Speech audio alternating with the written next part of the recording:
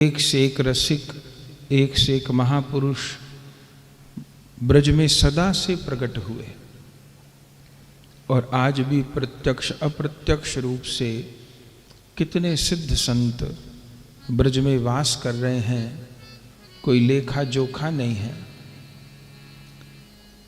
लेकिन सब महापुरुषों के चरित्र में दो बातों का विशेष रूप से दर्शन होता है। जिस भाव को लेकर के ये कथा सत्र प्रारंभ हुआ कि श्री चैतन्य चरितामृत ग्रंथ की आज्ञा है कि वैष्णव का स्वरूप क्या है, बोले आचार प्रचार दुई तो कर्तव्य।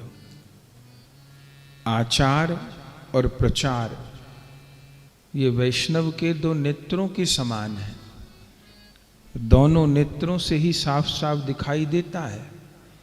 नेत्र ना हो तो दिखना बंद हो जाए और एक नेत्र ना हो तो शोभा बिगड़ जाए, व्यक्ति काना कहलाए। ऐसे ही साधन जगत में जो हमारा साधक शरीर है, इसकी भी दो दृष्टि हैं, आचार और प्रचार। आचार माने भक्ति का आचरण करना। तो कभी भी भक्ति के आचरण से हीन न हो। गुरु लोगों ने जो मर्यादा बता दी, गुरु लोगों ने जैसी रहनी कह दी, गुरु आचार्य लोगों ने जैसे दिशा निर्देश दिए, दृढ़ता पूर्वक जीवन भर उनका पालन करे। स्वयं परम पवित्रता से भक्ति का आचरण करे। वो आचरण भी दो प्रकार का है। एक तो वैष्णव के बाह्य लक्षण है, एक वैष्णव के आंतरिक लक्षण है। ये जो हमारा वैष्णव स्वरूप है, तिलक धारण करना, कंठी धारण करना, वैष्णवोचित आहार लेना, ये सब बाह्य लक्षण हैं। ऐसे ही वैष्णव के आंतरिक लक्षण हैं, क्षमा, दया, पवित्रता, चिंतनशीलता, नाम निष्ठा, धाम निष्ठा, गुरु निष्ठा। तो दोनों ओर से वैष्णव अपने को सजाता है। जैसे हम आप लोग घर बनाते हैं तो घर को भीतर से भी मजबूत बनाते हैं। बढ़िया से नींव उसकी रखी जाए, मजबूत दीवारें बने, लोहा लगे, मजबूत लेंटर बने, तो घर का ढांचा है उसको भी मजबूत बनाते हैं, वो तो बेस है। लेकिन फिर उस ढांचे के ऊपर उसको सजाते हैं। इंटीरियर डिजाइनिंग उसको आज की भाषा में बोला जाता है।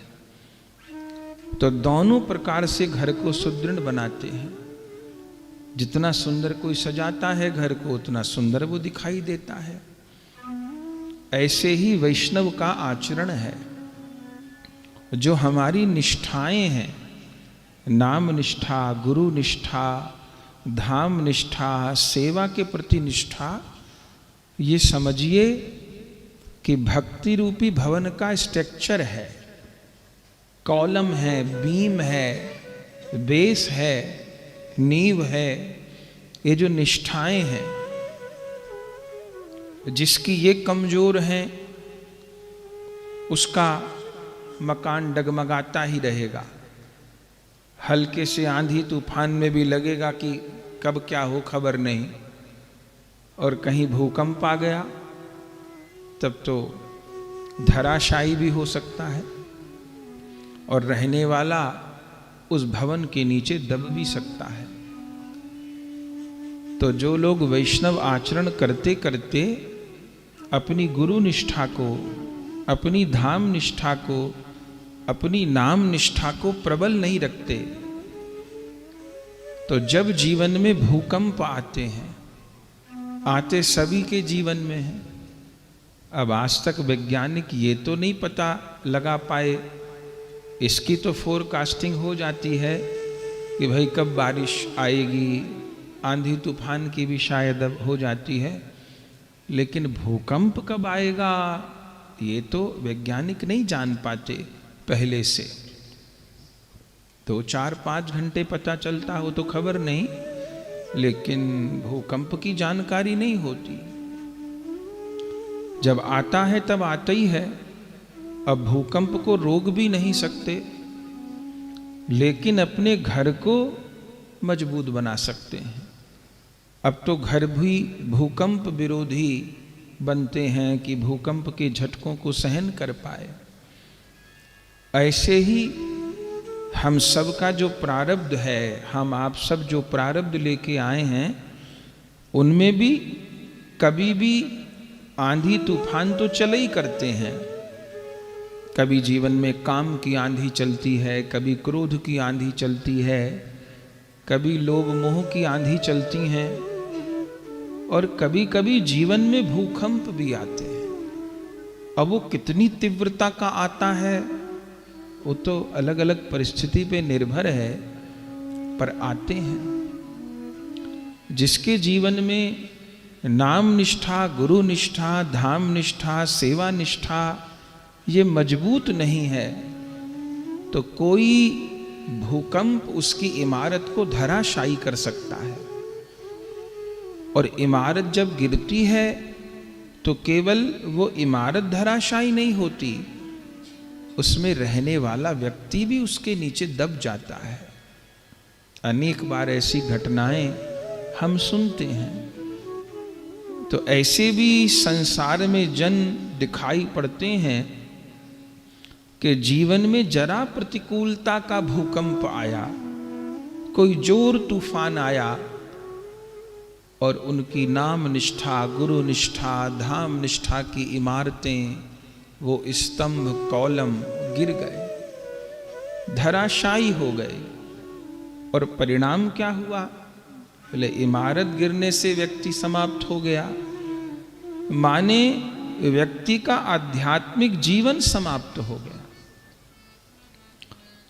इस मार्ग में जो कुछ भी प्राप्त होता है वो वास्तव में निष्ठा से ही प्राप्त होता है।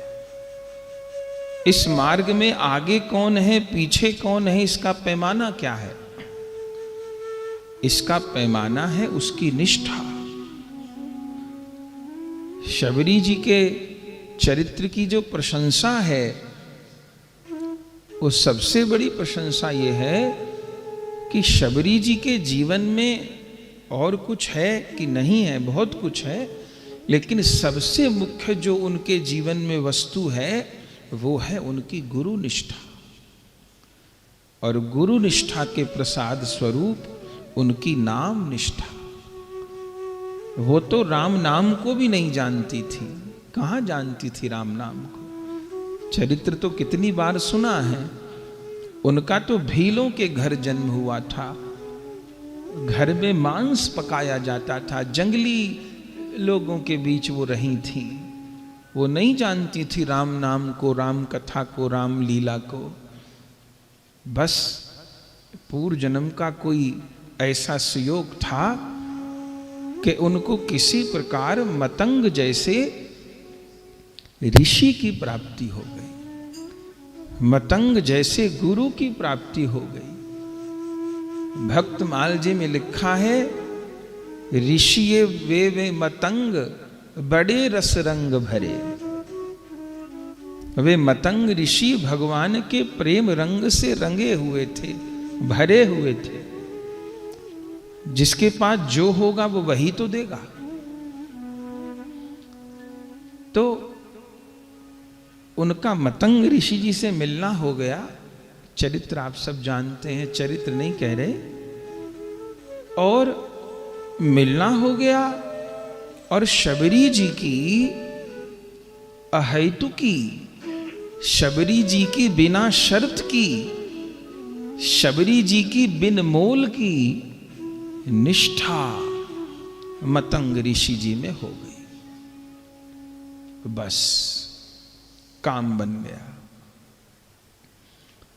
कथा में हम लोग सुनते हैं जिस दिन गुरुदेव मिले उसी दिन गुरुदेव के जीवन का अंतिम दिन था। गुरुदेव के शरीर छोड़ने का समय आ गया था। उनके लिए वैकुंठ से विमान आ गया था। पहला दिन था जब शबरी से मिलना हुआ था, उसी दिन जीवन का अंतिम दिन। कितना कारुणिक दृश्य होगा। मतंग जी जाने लग गए, भगवान की आज्ञा, वैकुंठ चलिए, शरीर का प्रारब्ध पूरा हो रहा है। तब शबरी जी ने चरण पकड़े कि आज तो मेरा विद्यालय में दाखिला हुआ है और आज ही आप त्याग रहे हैं, कैसे होगा। तब यहां समझने की बस इतनी बात है, मतंग ऋषि जी केवल 2 वाक्य शबरी जी को कहे कि बेटी तू राम राम करना, तेरी कुटिया पे राम आएंगे। बस सारा सत्संग इसी में, और कोई पुराण भागवत जी गीता जी सुनाई लिखा नहीं। बस बेटी तू राम राम करना, तेरी कुटिया पे राम आएंगे। हो सकता है मतंग जी ने अपने और शिष्यों को भी ऐसा कहा हो, क्योंकि जो राम नाम का उपदेश शबरी जी को दिए तो उसके पहले भी उनके बहुत परिकर थे। ऐसा तो संभव नहीं है कि किसी को उन्होंने राम नाम का उपदेश न दिया हो। पर बाकी किसी की कुटिया पे राम जी आए कि नहीं आए, मिलना हुआ नहीं हुआ, जब किया नहीं किया, ऐसी कोई कथा रामायण में नहीं लिखी हुई, शबरी जी की लिखी।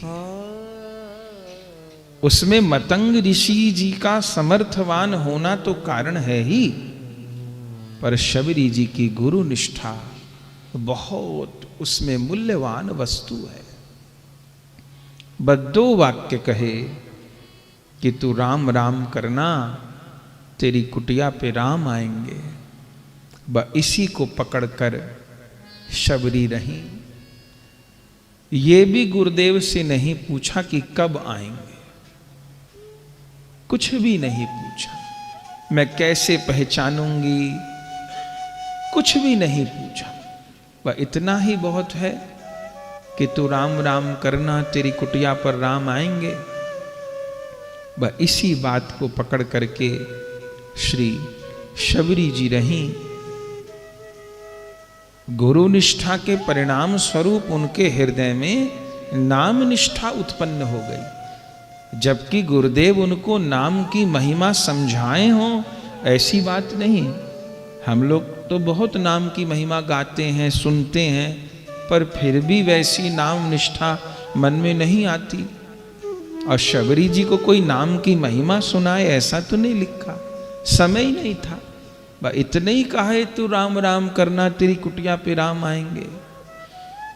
और गुरु निष्ठा के फलस्वरूप शबरी जी का नाम जब प्रारंभ हुआ, इतने अटूट विश्वास के साथ कि उनको नाम की महिमा किसी को बतानी नहीं पड़ी, समझ में आ गई।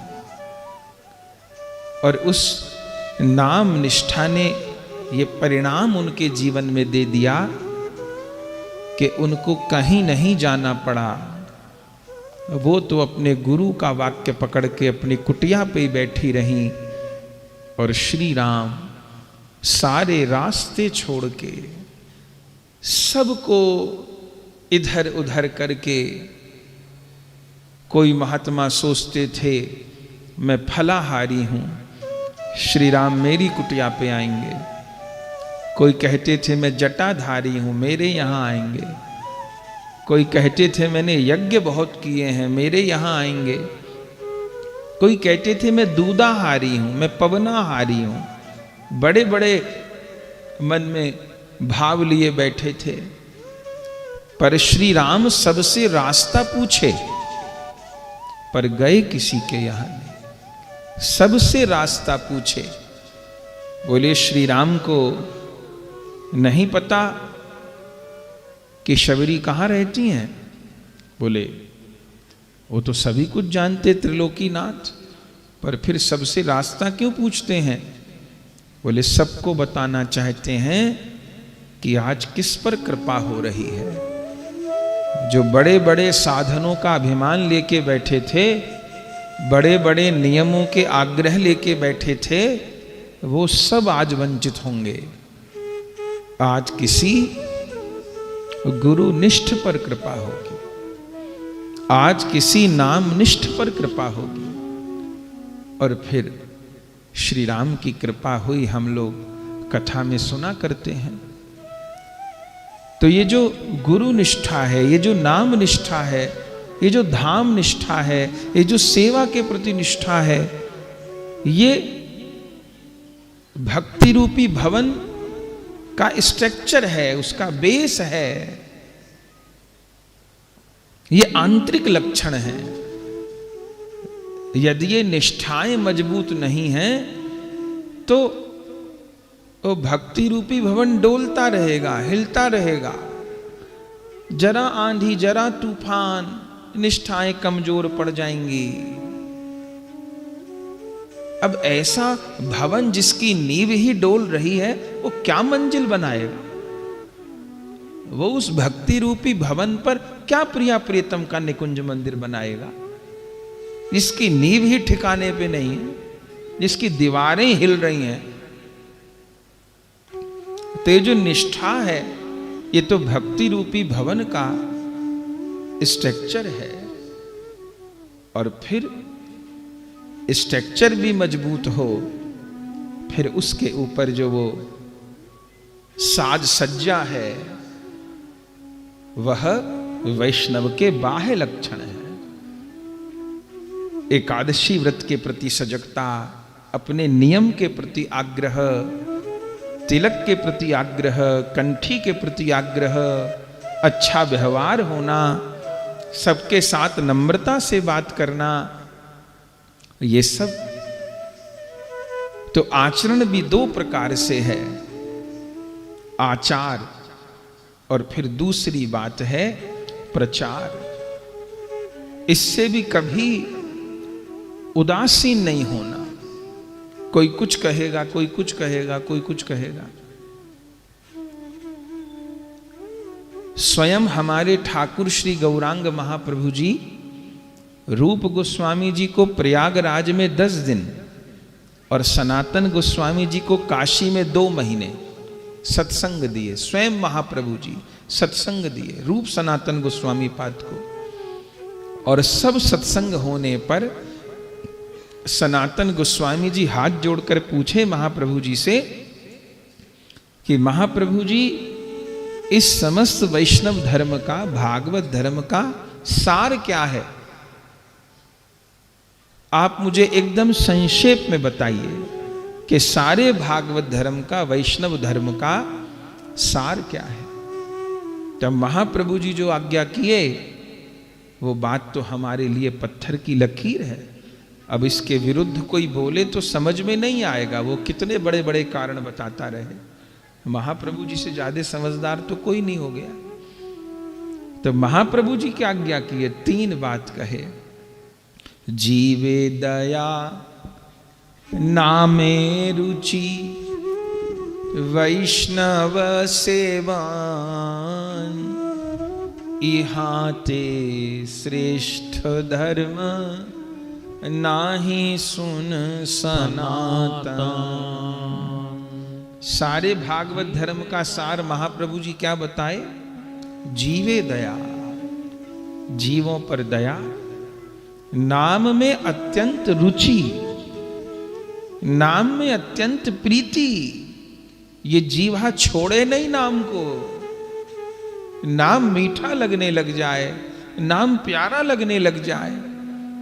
जीवे दया, नामे रुचि और वैष्णव सेवन।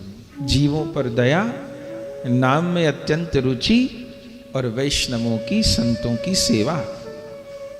तो सनातन गोस्वामी जी कहे कि जीवे दया से महाप्रभु जी क्या तात्पर्य है?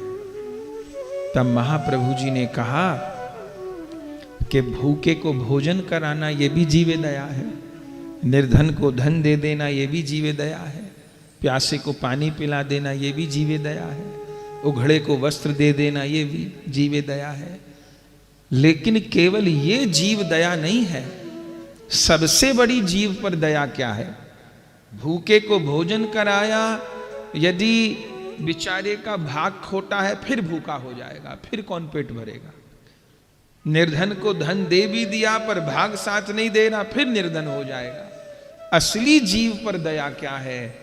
महाप्रभु जी आज्ञा करते हैं कि किसी भी भूले भटके जीव को, संसार में भूले भटके ग्रस्त जीव को सत्संग प्रदान करके किसी भी प्रकार राधा गोविंद की प्राप्ति के मार्ग पर लगा देना,